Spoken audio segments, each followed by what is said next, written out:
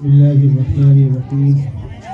الحمد لله رب العالمين، والصلاة والسلام على سيد الأنبياء والمرسلين وعلى آله وأصحابه أجمعين. أما بعد فأعوذ بالله من الشيطان الرجيم. بسم الله الرحمن الرحيم. إنما يخشى الله من عباده العلماء. صدق الله مولانا العلي العظيم. وقال رسول الله صلى الله تعالى عليه وسلم: كل مولود يولد على الفطرة فأبواه يهودانه أو ينصرانه أو يمجسانه أو كما قال صلى الله عليه وسلم. معزز علماء کرام، حاضرین مجلس، آپ کی بستی کا یہ بہت ہی پیارا مکتب، جس میں بچوں اور بچیوں کو دینی تعلیمات سے آراستہ کیا جا رہا ہے، بچوں کی اس کچی عمر میں ان کو آپ جس جانب ڈھال دیتے ہیں اس جانب یہ ڈل جاتے ہیں۔ انسانی فطرت ہے، انسانی مزاج ہے۔ اسلامی اصول یہ ہے کہ جب بچہ یا بچی پیدا ہو تو اس کے دائیں کان میں اذان کہو اور بائیں کان میں اقامت کہو۔ کچھ نادان کہتے ہیں مولوی صاحب کیا وہ سمجھتا ہے؟ وہ سمجھتا ہو نہ سمجھتا ہو، لیکن آپ تو نہیں سمجھتے، اعتراض کیوں کر رہے ہو؟ ہم اذان کیوں دے رہے ہیں کان میں؟ سمجھانے کو نہیں دے رہے۔ یاد رکھیے گا، جس طریقے سے کسی بھی عمارت میں زمین کے اندر 8 فٹ 10 فٹ 12 فٹ جو ہم اندر تک جاتے ہیں، عمارت نیچے ہے کہ اوپر؟ عمارت تو اوپر ہے، تو نیچے کیوں جا رہے ہو؟ ارے نیچے اسی لیے جا رہے ہیں تاکہ اوپر بن سکے۔ بات سمجھ میں آ رہی ہے؟ بچہ دنیا میں آتا ہے، آنکھ کھولتا ہے، اب جن چیزوں کو دیکھتا ہے وہی چیزیں اس کے دماغ میں بیٹھتی ہیں، جن چیزوں کو سنتا ہے وہی چیزیں اس کے دماغ میں بیٹھتی ہیں، پھر آہستہ آہستہ آہستہ آہستہ آہستہ آہستہ ایک دن بولنا شروع کرتا ہے۔ اچھے ماحول میں، مہذب سماج میں آپ جناب کر کے بات کرتا ہے، اور غیر مہذب سماج میں بیٹے کر کے بات کرتا ہے، گالیاں بکتا ہے۔ ماں باپ اگر دیندار ہیں تو نماز پڑھنے کی نقل کرتا ہے، روزے کی نقل کرتا ہے، اور وہ اگر بددین ہیں تو جن تماشوں کے اندر وہ لگے ہیں بچہ بھی اسی میں لگ جاتا ہے۔ اور آسان زبان میں کہوں، دنیا کے مختلف علاقوں میں مختلف زبانیں بولی جاتی ہیں۔ ہم کو اور آپ کو زبان سیکھنی ہے جو زبان نہیں آتی، لیکن اس علاقے کے بچے کو زبان سکھانی نہیں ہے۔ جب زبان کھلے گی تو وہی بولے گا۔ ایک بچہ انگلستان میں پیدا ہوتا ہے، جب زبان کھولے گا تو انگلش بولے گا۔ ایک ایران میں، افغانستان میں پیدا ہوتا ہے، جب زبان کھولے گا فارسی بولے گا۔ ایک عرب میں پیدا ہوتا ہے، جب زبان کھولے گا تو عربی بولے گا۔ الگ الگ علاقوں میں، کیرل ہے، مدراس ہے، تامل ناڈو ہے، آپ کا تلنگانہ ہے، آپ کا مہاراشٹر ہے، کہیں مراٹھی، کہیں ہندی، کہیں آسامی، کہیں بنگالی، کہیں کنڑ، کہیں تیلگو۔ یہ زبانیں ایک ہی ملک کے اندر بولی جا رہی ہے۔ کیا ان بچوں کو بھی زبان سکھانی پڑتی ہے؟ نہیں۔ کیوں؟ کہ جو 1.5-2 سال کا عرصہ گزرا ہے، اس میں اس نے جو سنا ہے وہی دماغ میں بیٹھا ہے، اور جو دماغ میں بیٹھا ہے زبان پر وہی آئے گا۔ یہ طے ہو گیا، طے ہو گیا۔ جب دماغ میں بیٹھنے ہی والی چیز زبان پہ آنے والی ہے تو کیوں نہ ہم پہلی بات خدا کی خدائی، رسول کی رسالت کی بیٹھا لیں۔ ہم فاؤنڈیشن کا پہلا اینٹ اشہد ان لا الہ الا اللہ واشہد ان محمد رسول اللہ کیوں نہ رکھیں؟ حی علی الصلاۃ، حی علی الفلاح کیوں نہ رکھیں؟ اب سمجھ میں ہے اذان کیوں دی جاتی ہے؟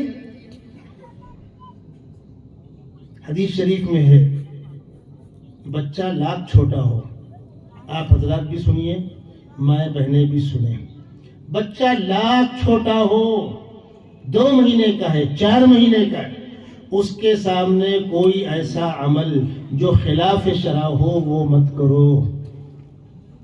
اس کے سامنے کوئی ایسا عمل جو مہذب سماج میں بے حیائی شمار ہوتا ہے وہ مت کرو، اس کے سامنے جھگڑا لڑائی مت کرو، گالم گلوج مت کرو۔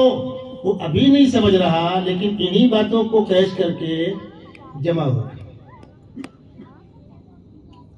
یاد رکھیے گا، بہت سے بچے ایسے ہیں جو بچپن میں ہی بڑا عمدہ قرآن پڑھتے ہیں۔ آپ ذرا معلوم کیجئے گا وہ نوبت کیوں آتی ہے؟ وہ نوبت اس لیے آتی ہے کہ اس کی ماں قرآن اچھا پڑھتی ہے، اس کے باپ نے لا کر امام حرم کی، قاری باسط کی، قاری خلیل خضری کی، ائمہ حرمین کی، اچھے قراء کی کیسٹیں دے رکھی ہیں یا موبائل کے اندر لوڈ کر رکھا ہے۔ جب ماں بچے کو سلاتی ہے تو قرآن پاک کی تلاوت سناتے سناتے سلاتی ہے، اس بچے کے بچپن سے ہی مخارج 100% درست ہوتے ہیں۔ آپ کو بتلا دوں، ہم نے اس ماحول میں آنکھ کھولی، اپنی نانی دادی کو جو کرتے ہوئے دیکھا وہ آپ کو بتلا رہا ہے۔ ہمارے گھر کی مستورات جب بچوں کو سلاتی تھی، بچہ چھوٹا ہے، وہ تو سونے کی دعا پڑھ نہیں سکتا، سو کر اٹھنے کی دعا پڑھ نہیں سکتا، تو سلاتے وقت سونے کی دعا اللہم بسمک اموت و احیا ماں پڑھ کر تھپکی دے کر بچے کو سلا رہی ہے۔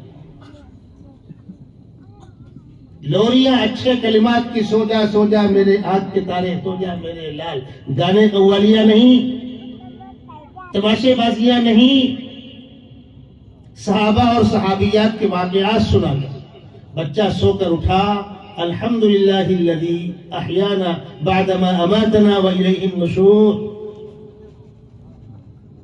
دسترخوان پر بچہ بیٹھا، چھوٹے بچے دایاں ہاتھ بھی مارتے بایاں ہاتھ بھی مارتے ہیں، تو ماؤں کی ذمہ داری ہے کہ بچوں کو سمجھائے کہ بیٹا بایاں ہاتھ جو ہے وہ گندگی والا ہے، دائیں ہاتھ سے کھانا کھاتے ہیں۔ ایسا ہو سکتا ہے کہ بچے نے بائیں ہاتھ کو اٹھا لیا، نہیں بیٹا اس ہاتھ میں لو۔ جب ماں اس کی تربیت کرے گی تو چونکہ بچہ ماں کا دودھ پیتا ہے، اور یہ بات بھی یاد رکھیے گا، بچہ ماں کو اپنا ہمدرد سمجھتا ہے اصولی طور پر۔ اس بات کو بھی سمجھا دوں، جب بچہ پیدا ہوتا ہے تو کسی کو نہیں پہچانتا، نہ ماں کو، نہ باپ کو، نہ بھائی کو، نہ گھر والوں کو، لیکن اس کی ضرورتیں کون پوری کرتا ہے؟ ماں۔ دودھ کس نے پلایا؟ ماں نے۔ گندگی صاف کس نے کی؟ ماں نے۔ گود میں کس نے لیا؟ ماں نے۔ بچہ رویا تو بے قرار کون ہوا؟ ماں۔ تو بچے کے ذہن میں یہ بات بیٹھتی ہے کہ یہ میری ہمدرد ہے۔ ابھی وہ جانتا نہیں کہ میری ماں ہے، لیکن یہ میری ہمدرد ہے۔ پھر گھر میں باپ آئے، باپ کا احترام ہے، بچے بھی احترام کر رہے ہیں، ماں بھی احترام کر رہی ہے، تو اس بچے کے ذہن میں یہ بات بیٹھتی ہے کہ یہ میرے گھر کے ذمہ دار ہے، جن کا میری ماں احترام کرتی ہے یقیناً سب سے بڑے وہی ہوں گے۔ اور جن گھروں میں ماں باپ میں کٹ کٹ چلتی رہتی ہے، بچوں میں بغاوت پنپتی ہے، یاد رکھیے گا، جس گھر میں شوہر بیوی ایک دوسرے کا احترام کرتے ہیں، حقوق ادا کرتے ہیں، اللہ کی رحمتیں نازل ہوتی ہیں، فرشتے دعائیں دیتے ہیں، اور بچوں کے ذہن میں ماں باپ دونوں کا احترام ہوتا ہے۔ اور جہاں کٹ کٹ چالو ہے، باپ نے بیٹے کو ڈانٹا تو ماں نے آڑ لے کر کہا یہ تو ڈانٹتے ہی رہتے ہیں ہمیشہ، یعنی بچے کو باپ کے خلاف پناہ دے رہے، بہت خوش بچہ میرے سائڈ لے گا، ارے تیرا سائڈ لے کر اس کا سائڈ لے گا۔ یاد رکھیے گا، تو بچے کے ذہن میں یہ بات بیٹھی ہوتی ہے کہ میری ہمدرد میری ماں، اور چونکہ بچے نے دودھ ماں کا پیا ہوتا ہے تو اس کی خون کی رگوں میں جو خون دوڑ رہا ہے، اس خون کا حصہ ماں کا دودھ ہوا۔ اس لیے ہر بچہ اپنے ماں کی بات کو بہت اہمیت دیتا ہے۔ اب ماں کی ذمہ داری ہے کہ بچے کی صحیح تربیت کرے۔ اور میں آپ کو بتلا دوں،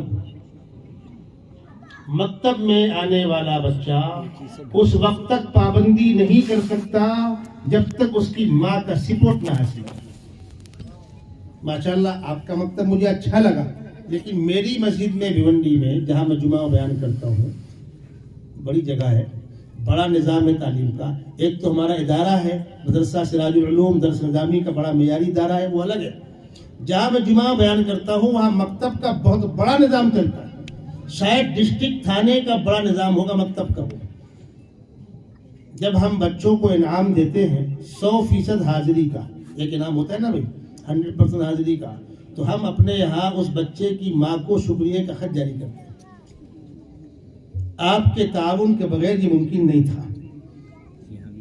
ہے الحمدللہ، یہ ہونا چاہیے. ہم اس کی ماں کو یہاں پر بلا کر تو اعزاز نہیں پیش کر سکتے، لیکن مدرسے کے پیڈ پر، مکتب کے پیڈ پر خوشنما لکھ کر بھیج سکتے ہیں. اس کا بھی غریب کا دل ہے، وہ بھی اس کو لیمینیشن کرا کے رکھے گی تو اور عورتوں کو حوصلہ ملے گا. بچوں کے مکتب میں آنے میں یہ تو ماں باپ دونوں کا تعاون ہوتا ہے، لیکن چونکہ باپ بیچارہ باہر کمانے نکل گیا، گھر کا نظام تو عورت دیکھتی.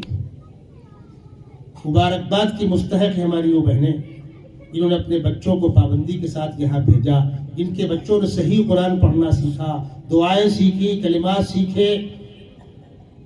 اور اگلی بات سن لیجیے، اس کچی عمر میں دماغ میں جو باتیں بیٹھ جائیں گی زندگی بھر کوئی اس کو نکال نہیں سکتا. اور اس کچی عمر میں اگر خدا نہ خواستہ گمراہی بیٹھ گئی تو اس کو نکالنا اتنا ہی مشکل ہے. خشت اول چون حد میں مار کر تاثریا میر ابد دیوار کر. اسی لیے جب آپ تعلیمی اداروں کی منظوری لینے جائیں گے تو سب سے مشکل ہوگا آپ کے لیے اسلامی ماحول میں. اگر آپ پرائمری اسکول کی منظوری لے رہے ہیں چپلیں گھس جائیں گی. اونچے کلاسوں کی منظوری آسانی سے ملتی ہے، لیکن ان چھوٹی عمر کے بچوں کو پڑھانے کے لیے اگر آپ مدرسے کے اندر، مدرسے کے نام کے تحت اسلامی پہچان کے ساتھ آپ نے کسی مکتب کے ساتھ رجسٹریشن کرانا چاہا تو رکاوٹ ڈالی جائے. کیوں؟ وہ اسی عمر میں بچوں کو گمراہ کرنا چاہتے ہیں. تعلیم کے نام پر ماں کی ممتا اور ماں کی گود چھیننا چاہتے ہیں. اور یاد رکھیے گا، اگر بچے کو ماں کی ممتا اور ماں کی گود نہیں ملی تو یہ جوان ہونے کے بعد اپنے ماں باپ کے مقام کو نہیں پہچانیں گے. اور اگر بچپن میں ماں کی ممتا اور ماں کی گود ملی اور باپ کی سرپرستی ملی، یہ مزدوری کرے گا، آدھی روٹی کھائے گا، لیکن والدین کو کھلا کر سلائے گا. یاد رکھیے گا. آج جو خبط سوار ہے نا، 3 سال کا بچہ ہوا ڈال دو فلاں اسکول میں، میں اس کا سخت مخالف ہوں. میں بالکل اتفاق نہیں کرتا. اگر گھر کا ماحول قابو کا ہے کوئی ضرورت نہیں کسی اسکول کی. شروع کی تعلیم خود دیجیے، وہ وقت بچے گا قرآن پڑھائیے. ارے نرسری میں پڑھاتے کیا ہیں؟ 2-4 پوئم یاد کرا دیتے ہیں، 2-4 چیزیں لکھنا سکھا دیتے، سال پورا ہو گیا. دن بھر باپ پریشان ہے، صبح جا کر چھوڑ کے آؤ، شام کو جا کر لے کر آؤ. اتنے سے پترو ہیں، کوئی ٹینشن ہوگی آئے کہ نہیں آئے، آٹو پہنچا کہ نہیں پہنچائے، گھر پہنچے ہے کہ نہیں پہنچے، بیچارہ کاروبار چھوڑ کے بھاگ کے آ رہا ہے. ضرورت کیا ہے؟ اگر ماں باپ کے اندر دینی تعلیم ہے اور اصلی تعلیم سے واقف ہے وہ خود پڑھا لو. اور ہو سکتا ہے بعض لوگوں کو میری بات سمجھ میں نہ آئے، میں پوری گارنٹی کے ساتھ کہتا ہوں جو لوگ مجھ سے واقف ہیں، ہم نے اپنے گھر کے بچوں کو ایسے ہی پڑھایا.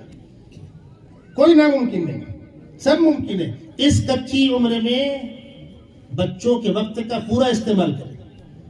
میں آپ کو واقعہ سناؤں. جب میرا بیٹا 4-5 سال کا تھا، میں نے اس کو اردو پڑھنا سکھایا. اس وقت 3 اردو اخبار لگائے میں نے گھر میں. اس وقت اردو نیوز، اردو ٹائمز الگ الگ نہیں ہوا کرتے تھے، اس وقت اردو ٹائمز ہی ہوا کرتا تھا. انقلاب، اردو ٹائمز اور سہارا، 3 اخبار صرف اس لیے لگائے تھے بچہ پڑھے گا. اب 7-8 سال کی عمر میں پہنچتے پہنچتے وہ کسی بھی کتاب کو بے تکلف پڑھتا تھا. میں تھک کر آیا کہ لیٹ گیا، بیٹا فلاں کتاب کو سناؤ. ہزار صفحات پڑھانے کے بعد اردو زبان پختہ ہوتی. آج رونا ہے، 10ویں پاس ہو گئے، اردو برابر نہیں ہے، فارسی برابر نہیں ہے، تلفظ درست نہیں ہے. اس عمر میں میں نے بچے کو ڈکشنری دیکھنا سکھایا عربی اول اور دوم میں. ناممکن کچھ بھی نہیں. اگر آپ کو درد ہو، آپ کو سلیقہ ہو، ہمارے والد صاحب رحمۃ اللہ علیہ خود بڑے اچھے ادیب تھے، ہم کو بچپن میں انہوں نے سکھایا. ہم 4 بھائی، چاروں حافظ قرآن ہیں. ہم نے مکتب کا منہ دیکھا ہی نہیں. مکتب کہتے کس کا معلوم ہی نہیں. ہم نے ہماری والدہ سے پڑھا ہے. ناممکن کچھ بھی نہیں. حتیٰ کہ میں تو یہاں تک کہتا ہوں کہ لمبا چوڑا کورس کم وقت میں پورا ہو سکتا ہے. مرغوبیت کی کوئی ضرورت نہیں. جب بچے کو بچپن میں ماں کی گود اور ماں کا پیار اور ماں کا دودھ ملے گا تو بچے کے دل و دماغ میں ماں کی محبت و عظمت بیٹھے گی. اور جو تصور قرآن نے پیش کیا ہے، یہاں پر رک کر ایک بات عرض کر دوں. دو چیزیں الگ الگ ہیں. ایک ہے گھر کا ذمہ دار اور نگراں، اور ایک ہے مقام. گھر کا ذمہ دار اور نگراں باپ ہے. کیوں؟ کمانے کی ذمہ داری باپ کی ہے. اور قرآن نے جہاں پر مرد کو قوام کہا ہے وہاں شرط رکھی ہے. بہت غور سے آپ لوگ سنیے گا. الرجال قوامون علی النساء، مردوں کو عورتوں کا قوام بنایا گیا ہے، نگراں بنایا گیا ہے، سپورٹر بنایا گیا ہے، سیفٹی کا ذریعہ بنایا گیا. تمہارے سر پر چھت ہے، فکر مت کرو، شوہر تمہارے ساتھ ہے. دو شرطوں کے ساتھ. پہلی بات کہی بما فضل اللہ بعضهم علی بعض، پیدائشی طور پر اللہ نے مردوں اور عورتوں کے مزاج الگ رکھے ہیں، فنکشن الگ رکھے ہیں، سسٹم الگ رکھے ہیں. عقل کے پیدل دنیا والوں کان کھول کر سنو، جن کو خبتے ہیں ہم مساوات چاہتے ہیں، برابری چاہتے ہیں. میں ان بچوں کے سامنے اس حد تک اتر کے بات نہیں کرنا چاہتا، آپ اشارے خوب سمجھ رہے ہوں گے. دونوں کی بناوٹیں الگ ہیں، تقاضے الگ ہیں، فنکشن الگ ہیں. مرد کو اللہ نے طاقتور جفاکش بنایا ہے، مرد کے ساتھ پردے کے مسائل نہیں ہیں. وَبِمَا أَنفَقُوا مِنْ أَمْوَالِهِمْ، گھر کے سارے خرچوں کی کفالت باپ کرے گا، مرد کرے گا. ان دو شرطوں کے ساتھ مرد کو قوام بنایا گیا. لیکن مقام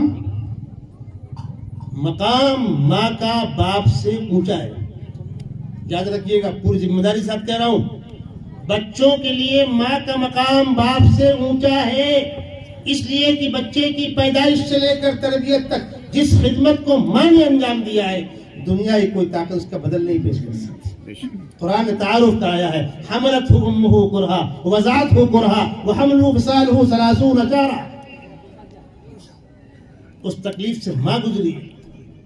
بچے کی پیدائش کی تکلیف کو ماں نے برداشت کیا ہے. 2 سال تک بچے نے ماں کی گود میں پیشاب پخانا کیا ہے. کسی ماں کے چہرے پر بل کبھی نہیں آتا ہے کہ میرا بچہ پیشاب کرتا ہے بہت بات مارتا ہے، پخانا کرتا ہے بہت باس مارتا ہے، میرا بچہ بیٹے مڑ جاتا ہے، نیند خراب کر دیتا ہے. کبھی کسی ماں نے شکوہ نہیں کیا. باپ تو بناتا ہے، جگاؤ اس کو، سلاؤ اس کو، شور کرتا ہے، یہ ہٹاؤ اس کو یہاں سے، میرے سونے کا ٹائم ہے. لیکن کسی ماں نے کبھی اف نہیں کی.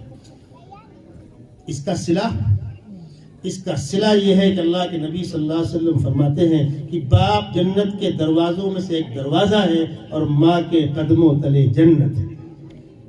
جس جنت کا دروازہ باپ ہے، جنت کہاں ہے؟ ماں کے قدموں کے نیچے ہے. بتاؤ افضل کون ہوا؟ یہ اس کی خدمت کا صلہ ہے. ایک صحابی نے پوچھا، یا رسول اللہ، میں اپنی ماں کی خدمات کا صلہ دینا چاہتا ہوں، بدلہ دینا چاہتا ہوں. تو آپ نے فرمایا، بدلے کی بات مت کرو، بدلے کی بات مت کرو. تم اپنے بدن کی کھال نکال کر ماں کے پیروں میں جوتیاں بنا کر پہنا دو گے، تو تمہاری پیدائش کی تکلیف سے گزری ہے اس کا بدلہ نہیں ہوگا. بس خدمت کرو، آخرت سنوار لو. خدمت کرو، آخرت سنوار لو. یہ ماں باپ کے احترام اور عزت کی تعلیم کون دے رہا ہے؟ اسکول دیں گے؟ وہاں تو بچوں کو ماں باپ کے خلاف بغاوت سکھائی جاتی ہے. اسی لیے جن کو دنیا ترقی یافتہ ممالک کہتی ہے، جا کے دیکھیے وہاں بوڑھوں کا انجام کیا ہوتا ہے. باپ بوڑھا ہو گیا، بیٹے کے ساتھ ان کی محترمہ آ گئی. بیٹے نے آفس میں فون کیا، میرا باپ ڈسٹرب کرتا ہے، اس کو اٹھا کے لے جاؤ. پولیس گھر میں داخل ہوئی، گھر کے مالک کو پکڑا، وین لے کر آئے ہیں، اٹھا کے ڈال لیں. اس نے بھی کیا ہوا بھائی، میں نے کون سا کرائم کیا ہے؟ کہا وہ آپ کے بیٹے نے کلیم کیا ہے. کہا مجھے بیٹے سے 1 منٹ بات کر لینے دو. بیٹا کیا بات ہے؟ نہیں ابا وہ آپ وہیں رہیے، ڈسٹرب ہوتا ہے. بیٹا میں کنارے میں پڑا رہوں گا، ڈسٹرب نہیں کروں گا، تمہارا بچا ہوا کھا لوں گا، اترا ہوا پہن لوں گا، مجھ کو میرے گھر سے مت نکالو. اس گھر کا مالک کون تھا؟ باپ تھا نا بھائی. تم کو پالا پوسا، کھلایا پلایا، پڑھایا لکھایا، شادی بیاہ کی، کاروبار دیا، آج تم بوڑھے باپ گھر سے نکال رہے ہو جس وقت اس کو خدمت کی ضرورت ہے، جس وقت اس کی تمنا ہے کہ میرے ناتی پوتے میری نگاہوں کے سامنے ہو۔ یہ پولیس سے کہتا ہے جلدی کرو ورنہ میں کمپلین دوبارہ کروں گا کمپنی کو، تم برابر کام نہیں کر رہے۔ وہ اٹھا کر اس بوڑھے باپ کو روتا بلکتا ہوا بین میں ڈالتے ہیں، چلو یہ یہاں تم کو کھانے پینے کو ملے گا، دوا ملے گی، بس یہاں بیٹھے رہو۔ یہ ان ترقی یافتہ ممالک کی بات ہے۔ اسلام نے کیا کہا؟ اسلام نے کہا وَقَضَىٰ رَبُّكَ أَلَّا تَعْبُدُوا إِلَّا إِيَّاهُ بِالْوَالِدَيْنِ إِحْسَانًا إِمَّا يَبْلُغَنَّ عِندَكَ الْكِبَرَ أَحَدُهُمَا أَوْ كِلَاهُمَا فَلَا تَقُل لَّهُمَا أُفٍّ وَلَا تَنْهَرْهُمَا وَقُل لَّهُمَا قَوْلًا كَرِيمًا۔ اللہ رسول کے بعد سب سے اونچا مقام تمہارے والدین ہے، ان کو جھڑکو مت، اف مت کہو۔ وَاخْفِضْ لَهُمَا جَنَاحَ الذُّلِّ مِنَ الرَّحْمَةِ، ان کے سامنے پست ہو کر کھڑے ہو۔ وَقُل رَّبِّ ارْحَمْهُمَا كَمَا رَبَّيَانِي صَغِيرًا، اور اپنے والدین کی خدمت بھی کرو اور اللہ سے دعا کرو پروردگار ایک وقت میں کمزور تھا، میرے ماں باپ نے بے لوث خدمت کی ہے میری، آج وہ کمزور ہو گئے ہیں، میں خدمت تو کر رہا ہوں لیکن بدلہ ادا نہیں کر سکتا، آپ ان بوڑھے والدین پر خصوصی رحم اور کرم کا معاملہ فرمائیے۔ یہ اسلام دے رہا ہے۔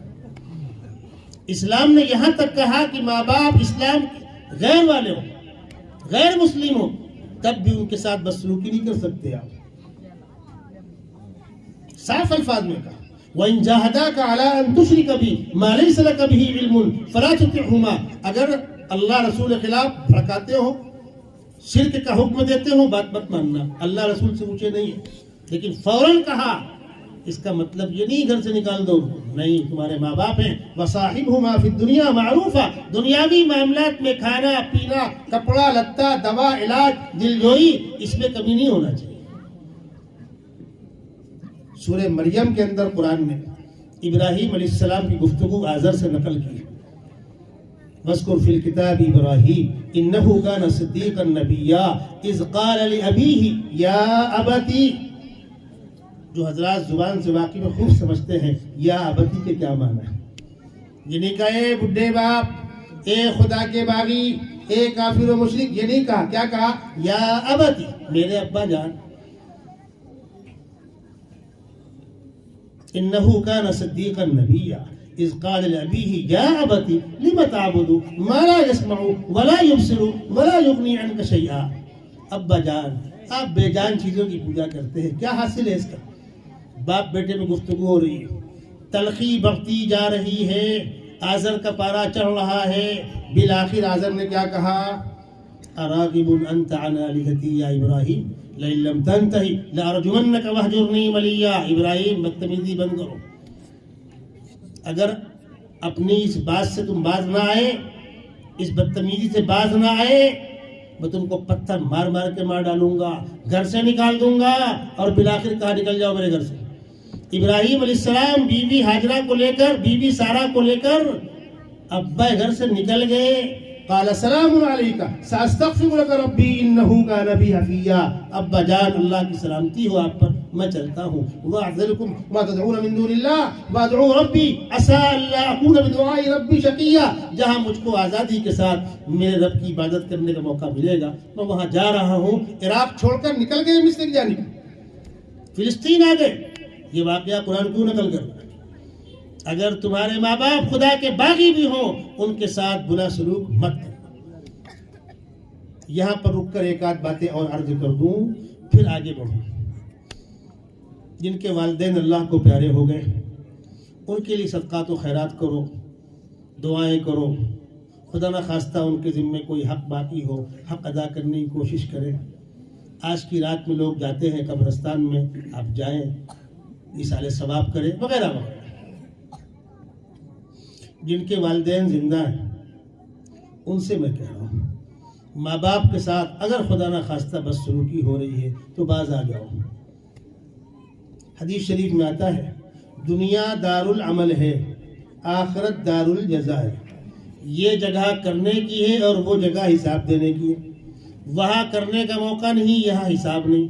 لیکن کچھ چیزیں ایسی ہیں، کچھ نیکیاں ایسی ہیں جن کا اثر یہیں ظاہر ہونے لگتا ہے، کچھ برائیاں ایسی ہیں کہ ان کا اثر یہیں ظاہر ہونے لگتا ہے۔ خدمت خلق، انسانیت کی خدمت، خوش خلقی، اس کے اثرات دنیا کے اندر ظاہر ہونے لگتے ہیں عزت کے۔ ماں باپ کے ساتھ بدسلوکی کرنے والوں کے لیے جو عذاب آخرت میں جہنم کا ہوگا وہ تو ہوگا، دنیا کے اندر بھی اس کے اثرات ظاہر ہونے لگتے ہیں۔ جنہوں نے اپنے ماں باپ کی ہائے لی ہے وہ اولاد کی تکلیف دیکھ کر مریں گے، یاد رکھیے گا۔ ایک صاحب نے اپنے باپ کو گھر سے باہر نکال دیا، سردی کا موسم تھا، بڑے میاں نے وہاں سے آواز دی، بیٹا وہ اندر کوٹری میں کمبل پڑا ہے وہ مجھ کو دے دو، سردی لگ رہی ہے۔ تو اپنے بیٹے سے کہا جا اندر کمبل لا کے دادا کو دے دے۔ بچہ اندر گیا، کافی دیر کے بعد لوٹا۔ اتنی دیر کیوں ہو گئی کمبل لا کے دینے میں؟ کہا ابو قینچی نہیں مل رہی تھی۔ قینچی کا کیا کام؟ ابو میں نے آدھا کاٹ کے دادا کو دیا ہے۔ کیوں؟ وہ آدھا آپ کو لگے گا نا بعد میں، جب میں آپ کو نکالوں گا اور آپ مانگو گے تب آدھا کمبل اس وقت آپ کو لگے گا۔ کہا جا کے ابا کو بلا لاؤ۔ یاد رکھیے گا، گندم سے گندم رویت، جو سے جو از مکافات عمل غافل مشو۔ دنیا کی چمک دمک میں مت جائیے۔ اسلام نے جو بچوں کی تربیت کا پاکیزہ نظام دیا ہے، جو سماج کا بندھن دیا ہے، ایک دوسرے کا احترام دیا ہے، اس میں خیر ہے، عافیت۔ ابھی 2-3 سال پہلے کورونا کی مہاماری میں 50 واقعات ہیں، ایک آج سناتا ہوں۔ ایک شخص کو ڈاکٹر نے کہا تم کو کورونا ہو گیا۔ اس کے گھر والے باہر کھڑے تھے، بیٹا بھی بیوی بھی۔ اس نے کہا میرے بیٹے کو بلا دو، میں اس سے کچھ بات کرنا چاہتا ہوں۔ گھر والوں کو معلوم تھا کہ ابا کو کورونا ہو چکا ہے، بیٹا آنے کو تیار نہیں۔ باپ اس کو اشارہ کر رہا ہے، بیٹا نہیں آیا نہیں آیا نہیں آیا، باپ کو اٹیک آیا، مر گیا۔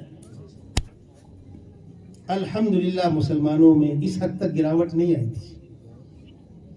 لوگ جنازے اٹھا کر نہیں لے گئے اسپتالوں سے،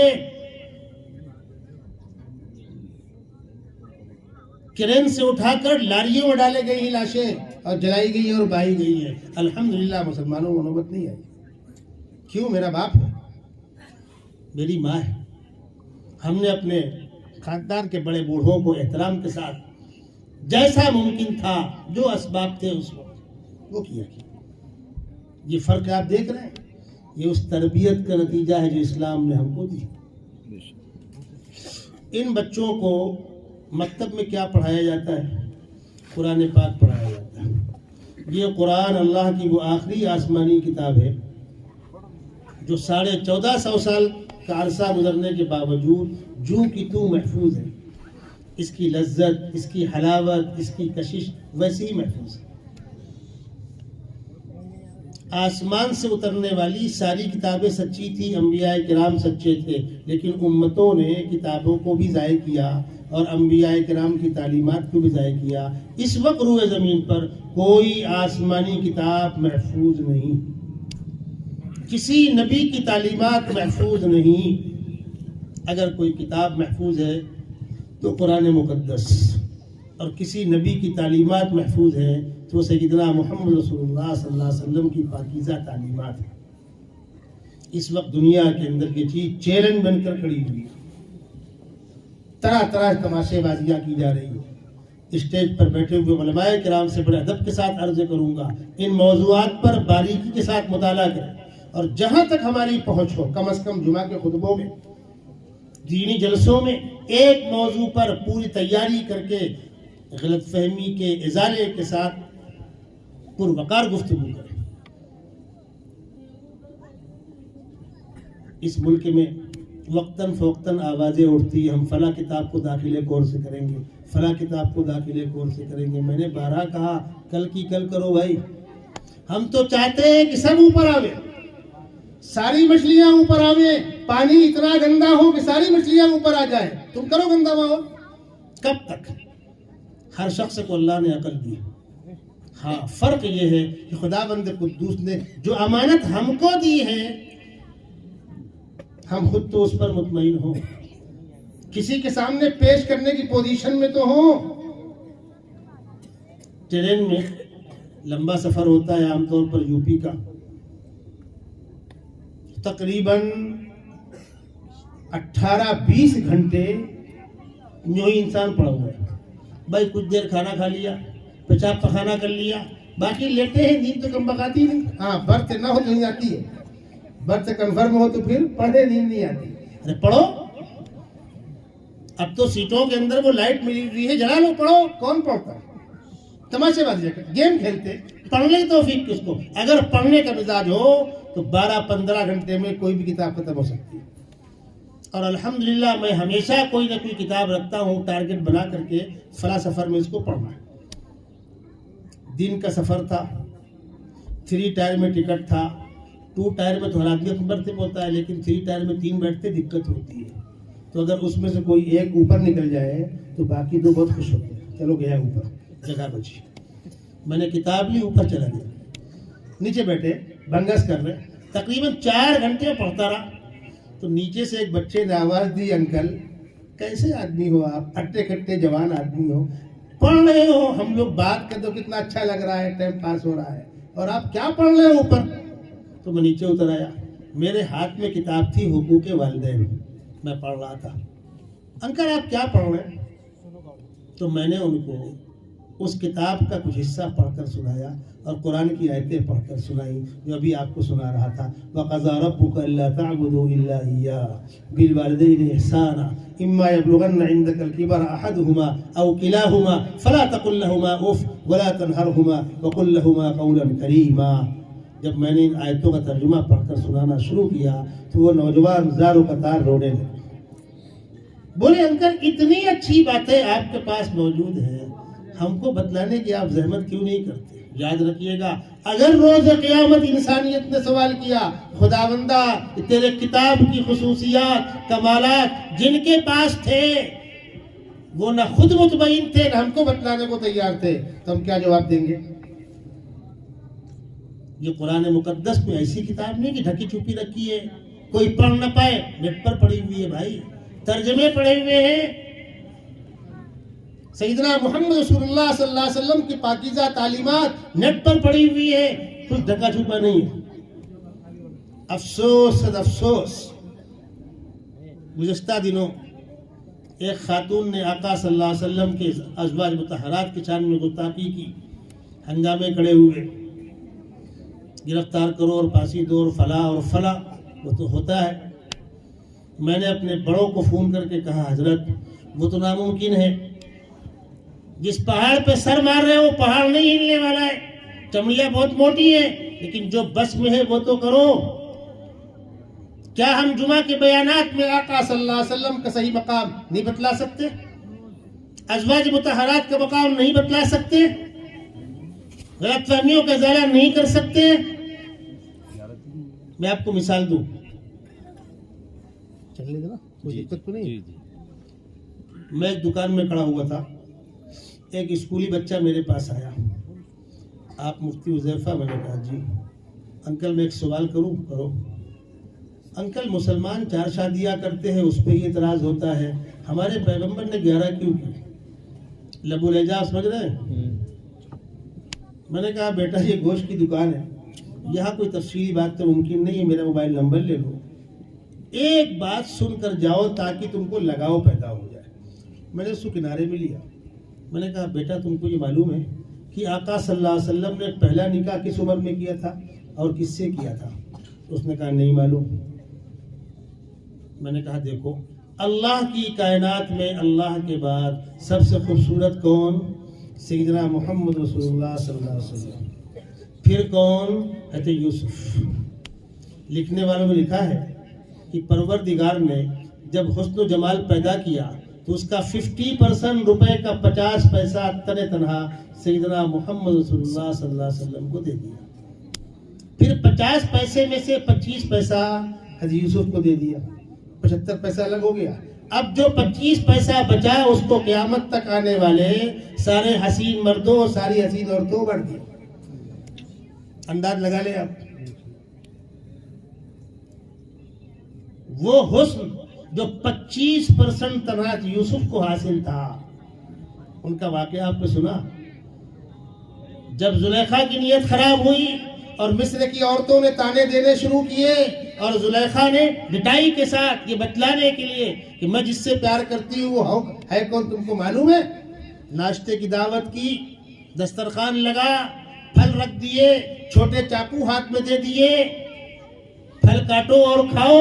عورتیں پھل کاٹنے لگی، کہا یوسف ذرا سامنے سے گزر جاؤ۔ حضرت یوسف سامنے سے گزرے تو نگاہ یوسف پر اور چاقو بجائے پھل کے انگلیوں پر، فلما رأینہ اکبرنہ وقطعن ایدیہن وقلن حاش للہ ما ھذا بشرا، انسان تو نہیں ہے، ان ھذا الا ملک کریم، یہ تو مورت لگتا ہے۔ ہمارے اردو میں کہتے ہیں نا انسانیت سے اوپر اٹھ کر، یہ تو مورت لگتا ہے، ان ھذا الا ملک کریم۔ تب زلیخا نے کہا تھا، قالت فذلکن الذی لمتننی فیہ وَلَقَدْ رَاوَدتُّهُ عَن نَفْسِهِ، ہاں میں نے اس سے پیار کیا تھا جس کو دیکھ کر تمہاری یہ حالت ہے۔ حضرت عائشہ فرماتی ہیں مصر کی عورتوں نے حضرت یوسف کو دیکھا انگلیاں کاٹ لی تھی، میرے محبوب کو دیکھا ہوتا سینے چاٹ کر لی تھی۔ اللہ کی کائنات کا سب سے خوبصورت نوجوان، 25 سال کی عمر، دنیا کے سب سے مقدس خاندان کا ایک فرد ہے۔ آدم علیہ السلام سے لے کر قیامت تک انسانیت میں سب سے مقدس سلسلہ وہ ہے جس سے آقا صلی اللہ علیہ وسلم کاروبار کرتے کرتے ماہر کاروباری بن گئے تھے، آپ کامیاب ترین تاجر تھے، خوبصورت ترین انسان تھے۔ مخالفت تو شروع ہوئی 40 سال کے بعد نا بھائی، 25 سال میں کون سی مخالفت؟ ہر سردار یہ چاہتا تھا کہ نوجوان میرا داماد بنے گا، ایک زبان کھولی ہوتی، لین لگتی حسیناؤں کی، لیکن قربان جائیے آپ پر، آپ نے پہلا رشتہ کس سے کیا؟ ایک ایسی بیوہ عورت سے جو آپ سے عمر میں 15 سال بڑی تھی، 2 مرتبہ بیوہ ہو چکی تھی، صاحب اولاد تھی، اور کب تک نبھایا؟ جب تک ان کا انتقال نہیں ہو گیا۔ ان کا انتقال کب ہوا ہے؟ جب آقا صلی اللہ علیہ وسلم کی عمر 50 سال سے کراس کر چکی ہے اور بی بی خدیجہ 65 سال کی ہو گئی۔ 25 سال کی عمر سے لے کر 51 سال تک ایک عورت کے ساتھ گزارا کرنے والے شخص کے بارے میں یہ بدتمیزی، شرم نہیں آتی؟ اور مکہ المکرمہ میں بی بی خدیجہ کے انتقال کے بعد بی بی سودا آپ کے نکاح میں، مکی زندگی کے 13 سال یا 53 سال تک آپ نے ایک عورت کے ساتھ گزارا کیا، اور آپ کی تمام بیویوں میں سے ایک کو چھوڑ کر کوئی کنواری نہیں ہے جس کا دن بندوں کی خدمت میں اور جس کی رات مسلح پر روتے گزرتی ہو، اس پر یہ الزام؟ دنیا میں اس سے بڑا کوئی جھوٹ ہوگا، کوئی فراڈ ہوگا؟ وہ نوجوان کیا کہہ رہا ہے وہ سنیے آپ۔ اس نے کہا انکل اسکول میں پڑھتا ہوں، سوالات آتے ہیں، محلے میں آتا ہوں، جس کو دیندار سمجھتا ہوں، میں نام نہیں لینا چاہتا لیکن آپ سمجھ رہے ہیں، جن کو دیندار سمجھتا ہوں ان سے پوچھتا ہوں، کہتے ہیں فالتو گیری مت پڑھو۔ امام صاحب سے پوچھتا ہوں، کہتے ہیں فالتو گیری مت پڑھو۔ مؤذن صاحب سے پوچھتا ہوں، کہتے ہیں فالتو گیری مت پڑھو۔ ہم جائیں تو کہاں جائیں؟ ہم جائیں تو کہاں جائیں؟ میں اپنے علماء سے پوچھتا ہوں، اللہ کے نبی صلی اللہ علیہ وسلم کے اوپر انگلیاں اٹھائی جا رہی ہیں، ازواج مطہرات کی کردار کشی کی جا رہی ہے، ہنگامے کرنے کا وقت ہے، ریلیاں نکالنے کا وقت ہے، پتھراؤ کرنے کا وقت ہے، گرفتار کرو اور پھانسی دو یہ مطالبہ کرنے کا وقت ہے، لیکن جمعہ کے بیان میں حقیقت حال واضح کرنے کا موقع نہیں ہے۔ ہمارے نوجوانوں کے ذہنوں کے اندر شکوک و شبہات پنپ رہے ہیں، اس کے ازالے کا موقع نہیں ہے۔ باطل ہر طرف سے حملہ آور ہے، اس کے ازالے کا وقت نہیں ہے۔ میں نے ابھی مثال دی، جنگل میں پاڑا ہوتا ہے 3 کنٹل کا اور شیر ہوتا ہے 1 کنٹل کا، کون کس کو مارتا ہے؟ پاڑا شیر کو مارتا ہے کہ شیر پاڑا کو مارتا ہے؟ پاڑا شیر کو نہیں مارتا، پاڑا بھاگتا ہے، شیر دوڑاتا ہے، اور بالآخر شیر پاڑے کی گردن میں دانت لگا کر کے اس کو گرا کے مار ڈالتا ہے۔ کب تک بھاگو گے باطل سے؟ تم بھی ایک پنجہ پیدا کرو دفاع کرنے والا۔ ہمارے علماء اپنی عوام کو مواد فراہم کرے، کتابیں ختم ہو گئی ہیں، بڑوں کے بیانات موجود نہیں ہیں، نعوذ باللہ دین منسوخ ہو گیا ہے، خدا کی خدائی، رسول کی رسالت، قرآن کی حقانیت، اسلام کی عظمت ختم ہو چکی ہے۔ زندگیاں کہاں لگ رہی ہیں ہماری؟ کس کو دین سمجھا گیا ہے؟ عقائد پر گفتگو نہیں، معاملات پہ گفتگو نہیں، حلال و حرام پر گفتگو نہیں، اسلام کی عظمت پر گفتگو نہیں، اسلام کی حقانیت پر گفتگو نہیں، تو پھر دین سمجھا کس کو؟ یہ ہماری ذمہ داری ہے۔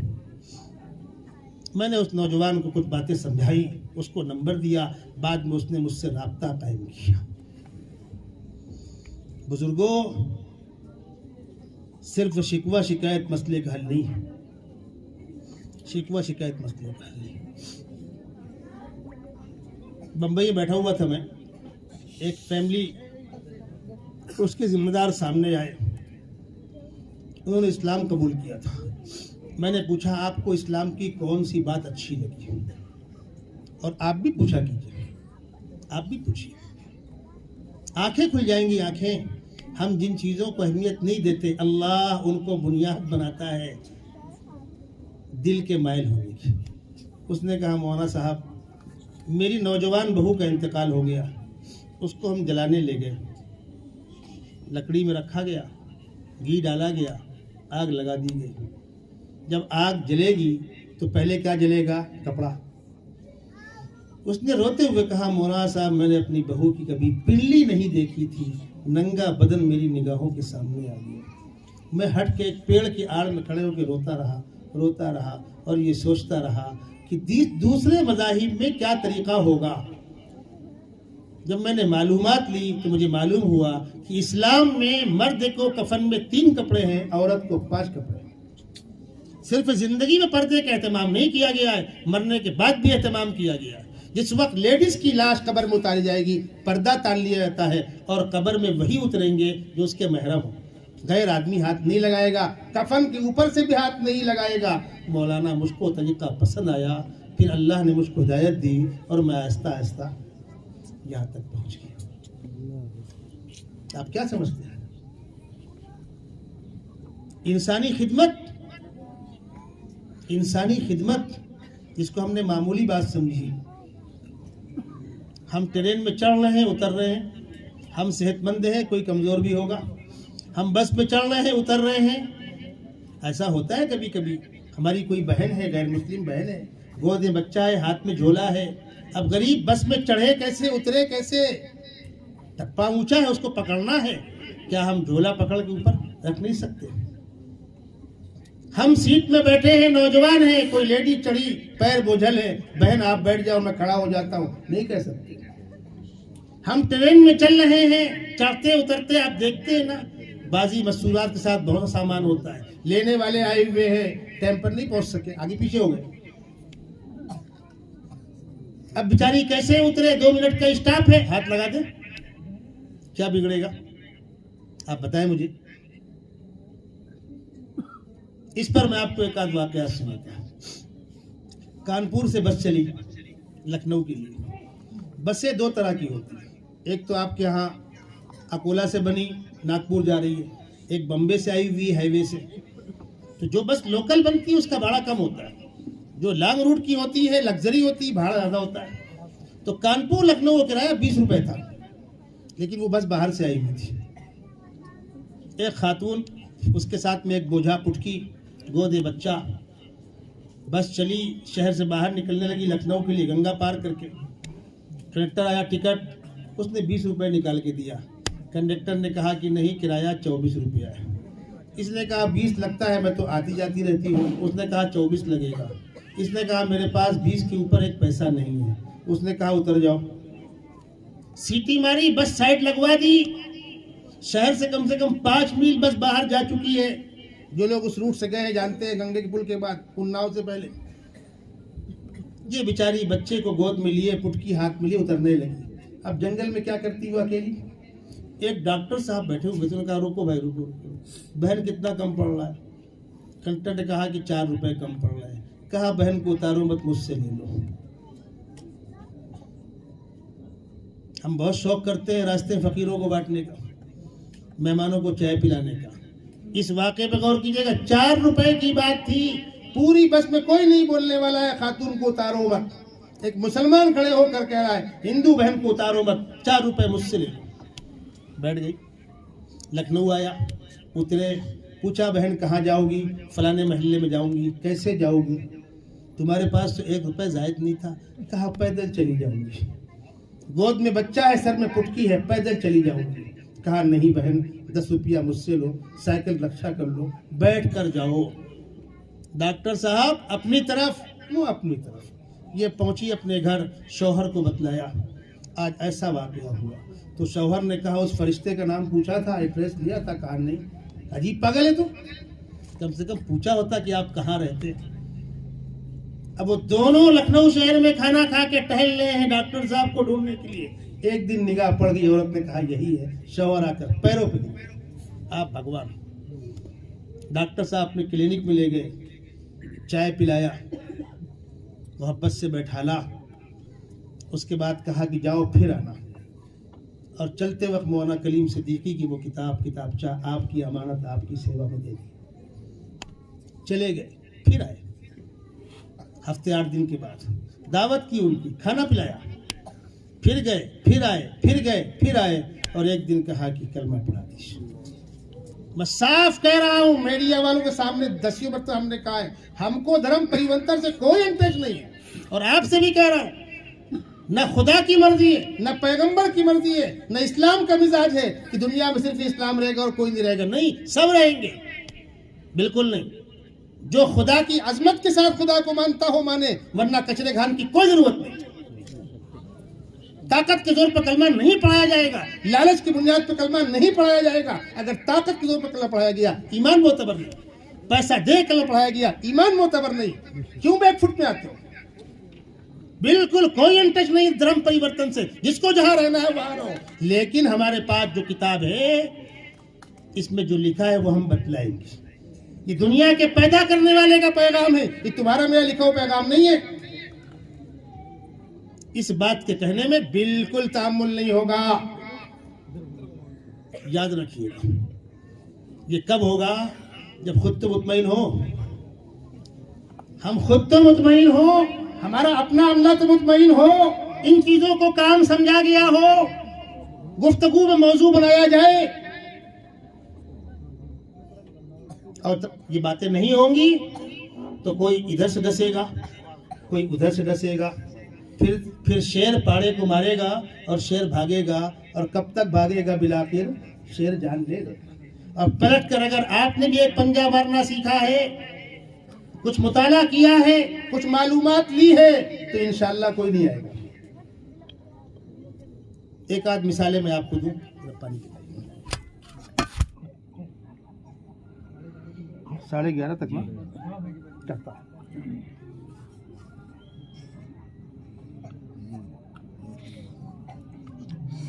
چلیے میں اس ٹاپک کو ہی روکتا ہوں. مکاتب کے اوپر کچھ اور گفتگو کر دیتا ہوں 10 منٹ. یہ مکاتب جو چل رہے ہیں، جمعیت العلماء جو مسلمانوں کی قدیم تنظیم ہے، 1919 میں قائم ہوئی، جنگ آزادی میں شامل رہی، دستور کو سیکولر دستور منظور کرانے میں شامل رہی. اس کے بعد سے لے کر آج تک مسلمانوں کے دین و ایمان کے تحفظ کے لیے، جان و مال کے تحفظ کے لیے کوشاں رہی. اس کی جانب سے دینی تعلیمی بورڈ، آپ دیکھیں گے دینی تعلیم کا رسالہ تعلیم الاسلام، اس میں ایڈریس ملتا ہے الجمعیت بک ڈپو کا. حضرت مولانا محمد میاں صاحب رحمۃ اللہ علیہ کے زمانے میں یہ بورڈ بہت فعال تھا. پھر کچھ دنوں تک خاموشی ہو گئی. پھر تقریباً 40 سال پہلے حضرت مولانا اسد صاحب رحمۃ اللہ علیہ کے زمانے میں مفتی ابوالقاسم نعمانی صاحب کو اس کا صدر بنایا گیا. اس وقت بنارس میں تھے، وہ دارالعلوم دیوبند میں طرف موتمی ہوئے. وہ آج سے تقریباً 40 سال پہلے سے اس دینی تعلیمی بورڈ کے صدر ہیں.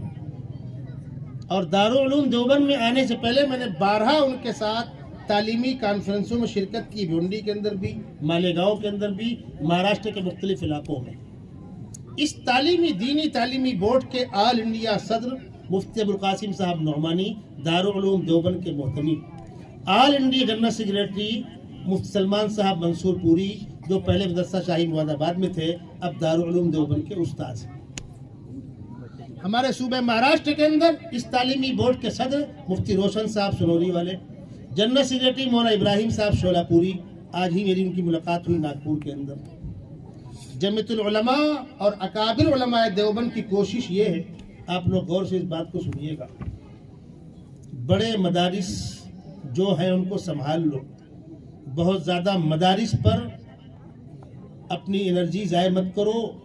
اب گلی گلی محلے محلے کوچے کوچے مکاتب قائم کرو. آفسوں میں, ٹیرس میں, مسجدوں میں, جہاں جگہ ہو مکتب قائم کرو. اور یہ مکاتب چھوٹے چھوٹے بچوں کو محلوں کے اندر دینی تعلیم سے آشنا کرائیں گے. ہاسٹل والے ادارے جو اپنا کام کر رہے ہیں وہ کرتے رہیں گے. اس پر توجہ دو اور الحمدللہ مسلسل اس پر محنت ہو رہی ہے. میں آپ کو بتلا دوں, مالیگاؤں میں مولانا عثمان صاحب رحمۃ اللہ علیہ بڑی قداور شخصیت ہے. ان کے صاحبزادے ہیں مولانا ہلال صاحب. پہلے افضال صاحب اس کو دیکھتے تھے, وہ اللہ کو پیارے ہو گئے. مولانا ہلال صاحب جو ہلال سر کہلاتے ہیں, وہ مالیگاؤں میں ایک نظام چلا رہے ہیں, اور لوگ بھی ہیں. ان کے نظام کے تحت 18,000 بچے دینی تعلیم مکتب میں حاصل کر رہے ہیں. ایک بستی کی بات کر رہا ہوں, ناممکن کچھ بھی نہیں ہے. جو لوگ اس کام کو کر رہے ہیں پورے استقامت کے ساتھ کہیں, پوری قوت کے ساتھ کیجئے, اور بچوں کے سرپرستوں کی بھی میٹنگیں لیجئے, بچوں کی ماؤں کی بھی الگ میٹنگیں لیجئے, مہینے 2 مہینے 4 مہینے میں, تاکہ ذہن بنے, مزاج بنے, اور ان کے دل و دماغ میں اس تعلیم کی عظمت و اہمیت بیٹھے. دنیاوی تعلیم پیٹ پالنے کا دھندا, اس سے زائد کچھ نہیں. اعلیٰ ڈگری, اعلیٰ نوکری, اعلیٰ تنخواہ, اعلیٰ بنگلہ, اونچی گاڑی مل گیا آپ کو آپ دیکھتے مل گیا, سب دیا آپ کو قارون خزانہ دے دیا. آگے بولو. ہندوستان کے پردھان منتری آپ کو بنا دیا. بھائی مرنا نہیں ہے, موت نہیں آئے گی, پھر کیا ہوگا؟ پڑھتے پڑھتے 30-35 سال جو نکل گئے, نوکری ملنے کے بعد 60 سال کے بعد ڈیٹ ایکسپائر ہو گئے. آپ 10-15-20 سال اور رکھ لیا ہم نے, آپ کو دے دیا. دوائیں کھاتے رہو, آپریشن کراتے رہو, مشینوں میں ٹنگے رہو, موت سے بھاگتے رہو. کب تک؟ کوئی بھاگ کے بچا آج تک؟ اینما تکونوا یدرککم الموت ولو کنتم فی بروج مشیدہ. تم قلعوں کے اندر اپنے آپ کو مقید کر لو, موت سے بھاگ کر کوئی جان بچنے والی نہیں ہے. آگے آخری وقت, آگے آخری وقت. تو میری قبر میں آپ سوئیں گے, شوہر کی قبر میں بیوی سوئے گی, بیوی کی قبر میں شوہر سوئے گا, دوست کی قبر میں دوست سوئے گا. الیس الانسان الا ما سعى وان سعيه سوف يرى. جیسے اعمال ویسا انجام. آخرت میں اگر ناکامی کا فیصلہ ہو گیا, ارے دنیا کے اندر حکومتیں ناکام قرار دے, گھر لوٹ گیا, مال لوٹ گیا, ہاتھ پھیلا کر بھیک مانگ کے پیٹ پال لیں گے. آخرت میں ناکامی کا اعلان کر دیا گیا. کون زمین ہوگی جو پناہ دے گی, اور کون سا آسمان ہوگا جو پناہ دے گا. جہاں جا کر ہمیشہ رہنا اس کے لیے کوئی فکر نہیں, جہاں 4 دن رہنا سارا ہنگامہ اس کے لیے. اس تعلیم کا اصل فائدہ ہوا. یہ بات ان بچوں کے ماں باپ کو سمجھائی جائے, سماج کو سمجھایا جائے. میرے بزرگوں, آخری وقت آئے گا, دکان مکان کھیت کھلیان سب چھوٹ جائے گا, سب ٹھاٹ پڑا رہ جائے گا جب لاج چلے گا بن جا رہا. دنیا میں جو کر رہے ہو پیٹ پالنے کا کاروبار ہے, کر لو, منع نہیں ہے. مکان بنا لو, کپڑا پہن لو, کھانا کھا لو, گاڑی استعمال کر لو, لیکن یہ وقتی چیزیں ہیں. پائیدار باقی رہنے والی آخرت ہے, اور یہ تعلیم آخرت سنوارنے کا ذریعہ ہے. اللہ ہم کو اس پر استقامت نصیب فرمائے. وآخر دعوانا ان الحمدللہ رب العالمین. اگر آپ کو ہمارے ویڈیوز پسند آ رہے ہیں تو ہمارے اس مولانا اسماعیل اشاعتی آفیشیل چینل کو لائک کیجئے, شیئر کیجئے, اور سبسکرائب کر کے بیل آئیکن گھنٹی دبا دیجئے, تاکہ ہر آنے والی نئی ویڈیوز آپ کے موبائل پر آ جائے.